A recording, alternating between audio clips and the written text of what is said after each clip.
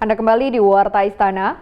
Pemirsa, guna memberikan payung hukum bagi aparat dalam upaya pencegahan aksi terorisme, Presiden Joko Widodo memerintahkan Menko Polhukam untuk mempercepat pembahasan rancangan undang-undang anti-terorisme.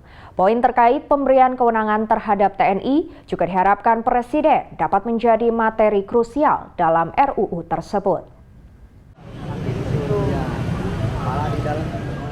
Presiden Joko Widodo menyatakan perlunya pelibatan TNI dalam upaya preventif aksi terorisme di tanah air.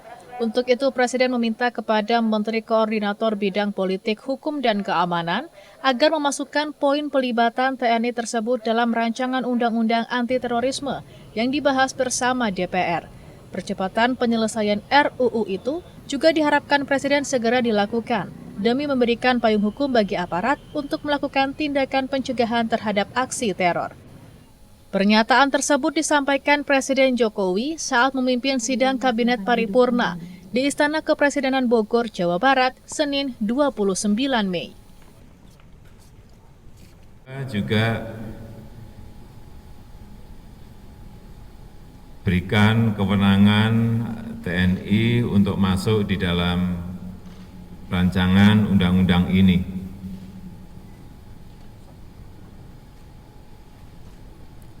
Tentu saja dengan alasan-alasan yang saya kira dari Menko Polhukam sudah mempersiapkan untuk ini. Presiden menambahkan percepatan pengesahan RUU anti-terorisme tersebut dalam waktu dekat juga dimaksudkan untuk memberikan rasa aman kepada masyarakat, khususnya pada momen menjelang Hari Raya Idul Fitri 1438 Hijriah. Dari Bogor, Jawa Barat, Amita Putri, Ardi Irawan, Kantor Berita Antara mewartakan. Kita ke warta selanjutnya, pemirsa. Presiden Joko Widodo menekankan pentingnya kepemilikan sertifikat tanah. Karena selain sebagai bukti kepemilikan, selama ini banyak permasalahan yang timbul terkait kepemilikan tanah. Karena itu pihaknya memerintahkan Menteri Agraria dan Tata Ruang, Kepala Badan Pertanahan Nasional Sofyan Djalil agar tahun ini mengeluarkan 5 juta sertifikat tanah. Hal itu diungkapkan Presiden secara simbolis menyerahkan lebih dari 10.000 sertifikat tanah kepada warga di Kota Malang, Jawa Timur. Pada tahun 2018, Presiden Joko Widodo menginstruksikan agar Menteri Agraria dan Tata Ruang dapat mengeluarkan 7 juta sertifikat tanah. Karena itulah Presiden mengimbau agar proses pengurusan sertifikat tanah ini dipermudah dan dipercepat. Hal tersebut untuk meminimalisir terjadinya sengketa tanah antara warga dengan pihak lain. Selain itu, selama ini warga sangat kesulitan untuk mendapatkan sertifikat dan prosesnya bahkan hingga puluhan tahun. Secara nasional seharusnya sudah diserahkan 126 juta sertifikat tanah. Namun yang terjadi di lapangan hanya sekitar 46 juta. Maka dari itu Presiden meminta agar sisa sertifikat yang belum terurus diselesaikan secepat mungkin. Pembagian sertifikat gratis ini sesuai dengan proyek operasi nasional agraria dan pemerintah.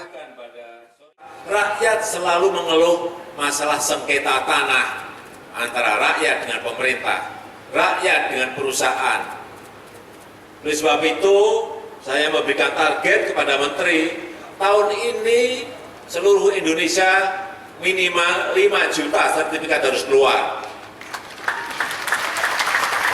Tahun depan 7 juta sertifikat harus keluar. Tahun depannya lagi 9 juta harus keluar. Caranya gimana? Terserah Pak Menteri. Yang penting saya sudah perintah. Kalau sudah perintah pasti saya cek, saya hitung. Sangat membantu masyarakat warga miskin, terutama yang RTM, rumah tangga prasejahtera. Ini sangat membantu untuk peningkatan ekonomi masyarakat. Dengan adanya Prona ini kan tidak harus bayar BATB, pajak-pajak, jual beli, pajak peralihan. Itu sangat membantu sekali dan masyarakat juga sangat dibantu sekali. Adanya program percepatan dan penyerahan sertifikat tanah gratis ini diharapkan dapat membantu masyarakat, khususnya warga kurang mampu. Di sisi lain, hal ini juga untuk meminimalisir terjadinya sengketa yang disebabkan status kepemilikan tanah yang tidak jelas. Dari Kota Malang, Jawa Timur, Syaiful Afandi, Kantor Berita Antara mewartakan. Presiden Joko Widodo kembali menegaskan jajaran Kementerian Kabinet Kerja untuk dapat kembali meningkatkan produktivitas kinerjanya. Presiden menginginkan Indonesia menjadi contoh keberhasilan bagi negara-negara tetangga seperti dahulu kala. Saat berpidato dalam acara laporan hasil pemeriksaan atas LKPP tahun 2016, Presiden Joko Widodo menyayangkan aktivitas tidak produktif yang membuang banyak energi beberapa bulan kebelakangan ini. Presiden menegaskan hal sedemikian rupa merugikan masyarakat. Presiden tidak menginginkan masyarakat terjebak dalam polemik yang belakangan ini terjadi. Padahal masih banyak hal produktif yang dapat dilakukan, yaitu bekerja. Ketidakproduktivitas kinerja pemerintahannya terlihat dari keterlambatan pembangunan infrastruktur di Indonesia. Presiden menjelaskan banyak negara tetangga yang dahulunya belajar dari Indonesia, tetapi saat ini berkebalikan. Indonesia menjadi negara yang tertinggal dari negara-negara dulu yang pernah belajar dari keberhasilan Indonesia. Untung rugi baik tidak.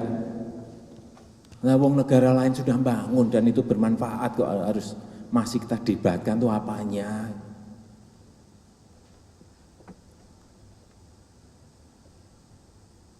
Ya kalau berhitung bisnis pasti rugi yang namanya transportasi massal seperti itu kalau hitungannya bisnis. Tapi kalau hitungannya ekonomis atau tidaknya, benefitnya bagi negara apa, ya pasti untung. Presiden menambahkan Indonesia memiliki peluang besar dalam mengembangkan negara hingga dikenal negara-negara lain di dunia. Pengakuan lewat kepercayaan internasional, lewat bangsa sudah diakui sejak puluhan tahun lalu. Tinggal bagaimana pemerintah pusat, daerah hingga masyarakat dapat bekerja sama untuk keuntungan bersama. Dari Kota Bogor, Jawa Barat, Garnis Giani, Ardi Irawan, Kantor Berita Antara mewartakan. Yang saya hormati Presiden Joko Widodo mendorong peningkatan kinerja kementerian ataupun lembaga yang masih mendapatkan opini wajar dengan pengecualian, serta tidak memberikan pendapat atau disclaimer atas laporan keuangan pemerintah pusat tahun 2016. Salah satu realisasinya adalah dengan membentuk task force atau tim independen yang dapat mendorong penyampaian hasil dari kinerja tiap kementerian dan lembaga. Selanjutnya penyerahan satu paket buku LKPP tahun 2016. Presiden RI Joko Widodo mendorong adanya perbaikan kinerja kementerian maupun lembaga yang terlihat dari capaian opini wajar tanpa pengecualian, wajar dengan pengecualian dan tidak memberikan pendapat. Ia menilai setiap tantangan yang dihadapi harus tetap dilaksanakan dengan koordinasi kementerian, lembaga yang ada di pusat dan daerah dengan badan pemeriksa keuangan sendiri. Presiden menyebut dibutuhkan task force atau tim independen yang dapat mendorong penyampaian hasil dari kinerja tiap kementerian lembaga sehingga tidak ada lagi yang mendapat opini wajar dengan pengecualian, apalagi tidak memberikan pendapat atau disclaimer. Karena WTP ini juga kita bangun karena ada task force di BPK, ada task force di pemerintah yang selalu berhubungan. Kemudian yang disclaimer juga saya ingin agar dibentuk task force khusus agar itu bisa meloncat langsung ke WTP. Menanggapi penilaian opini tidak memberikan pendapat, Menteri Pemuda dan Olahraga Imam Nahrawi berkomitmen untuk lebih keras bekerja dalam menghadapi tantangan yang menjadi permasalahan dari keterlambatan laporan keuangan pemerintah pusat atau LKPP tahun 2016. Ini berarti kami betul-betul harus bekerja lebih keras lagi, lebih cepat lagi, dan lebih tega lagi, karena ini tidak semata-mata menyangkut percepatan penyediaan LPG, tetapi juga mungkin terkait dengan sumber daya manusia yang kami miliki. Upaya perbaikan dilakukan pemerintah terlihat pada capaian wajar tanpa pengecualian atas 73 laporan keuangan kementerian lembaga dan 1 laporan keuangan bendahara umum negara. BPK juga memberikan opini wajar dengan pengecualian terhadap 8 kementerian lembaga dan 6 kementerian lembaga lain mendapatkan opini tidak memberikan pendapat atau disclaimer. Dari Kota Bogor, Jawa Barat, Garnis Giani, Ardi Irawan, Kantor Berita Antara mewartakan. Jangan kemana-mana pemirsa, Warta Istana masih akan kembali dengan warta tentang Presiden dan Wakil Presiden yang menggelar buka bersama di Istana Bogor. Tetaplah bersama kami.